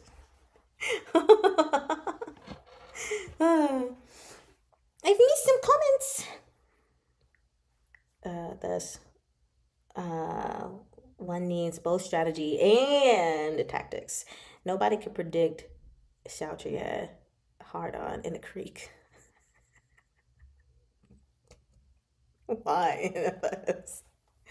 I listened to the audio drama of that part of that scene and I was just like, oh, oh. Rain and QJJ gasps in dramatic Espanol. Honestly, like, it's always raining. No wonder the rice is moldy. Also, this would be a great spot to pause. Oh, LOL. I literally just said this is a great spot to end before reading your comments. Yeah, this is where I'm pausing anyway because I can't read a 5th chapter. So yeah, this is where we are stopping for today, y'all. This is where we is stopping. So now that gets us to page 61 when I record for Monday. I'm going to do my best to try to record a little extra for the week that I am gone, but we'll see. Since we've gotten to volume cover number 5, because volume 4 was my favorite, I need to look now to see if I like volume 5 better or if I still like volume 4. I think there's a part of me that wants to say volume 5 just because of the voluminous red.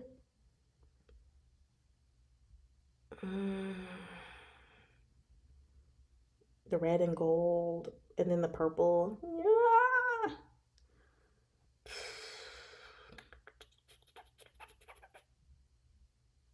That's a hard one. But I think I'm going to stick with volume 4 as my favorite color. Cover. Yeah. I'm going to stick with that for now. And I have too many books in here. Take a nap, get some rest. Nap! Don't yell at me! Cupcake, nap. I'm sorry, Cupcake, nap! Why are you yelling at me, NFS? Giving off your big sister commands. I hear you. I hear you, okay? I'm gonna nap. Y'all have a beautiful day and or night. I will see you guys on Monday for more QJJ chapters, and I will see you guys on Monday to discuss more salted fish chapters. Okay. Well, I ain't even. Don't steal Megan's line. That's definitely directed toward me.